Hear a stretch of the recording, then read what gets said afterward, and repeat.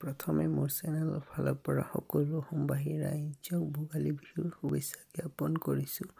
আজি আপোনালোকক দেখুৱাবলৈ ওলাইছোঁ কেনেদৰে অসমীয়া কীবৰ্ডত যুক্তাক্ষৰ লিখিব পাৰি আৰু যাৰ মোবাইলত অসমীয়া কীবৰ্ড নাই তেওঁ কেনেকৈ কৰিব। ভিডিঅ'টো কটাকটি নকৰাকৈ সম্পূৰ্ণ চাই থাকক। প্ৰথমে গুগল প্লে ষ্ট'ৰটো অ'পেন কৰিব। সাৰ্চ বাৰত গৈ টাইপ কৰিব আছামিজ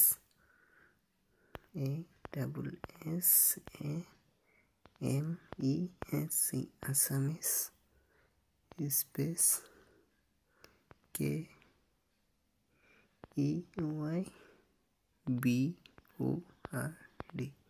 আছামিজ কীবৰ্ড সাৰ্চ কৰিব।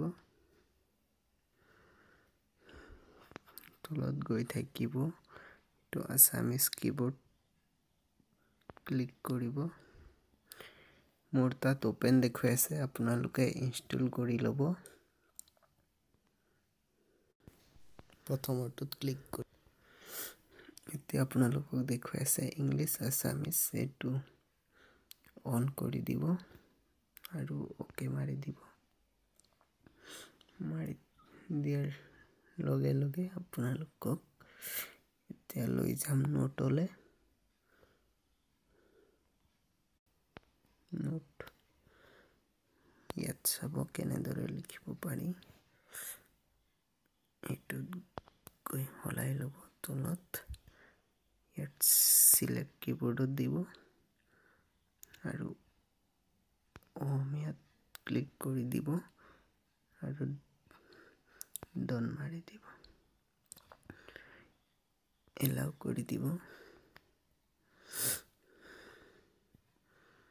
সেটিংত যাব, অন কৰি দিব। সাউন্ড অন কৰি দিব। ইংলিছ হৈ আছে, এইটো ASM য'ত লিখা আছে তাত ক্লিক কৰিব। অসমীয়া আহি যাব। তাত জন্ম লিখিব হ'লে আপোনালোকে কেনেকৈ লিখিব, বৰ্গীয় জ লিখিলে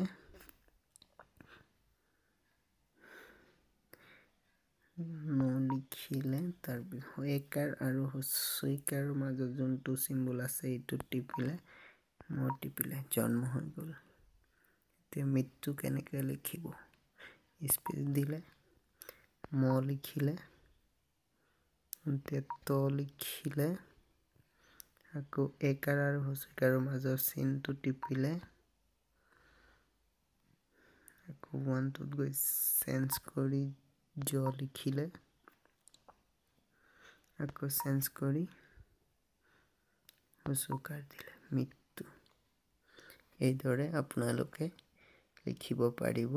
যদি মোৰ ভিডিঅ'টো চাই ভাল পাইছে লাইক কৰিব, ছাবস্ক্ৰাইব কৰিব আৰু বেল আইকনটো টিপি দিব যাতে আৰু ভিডিঅ' চাব পাৰে। ধন্যবাদ।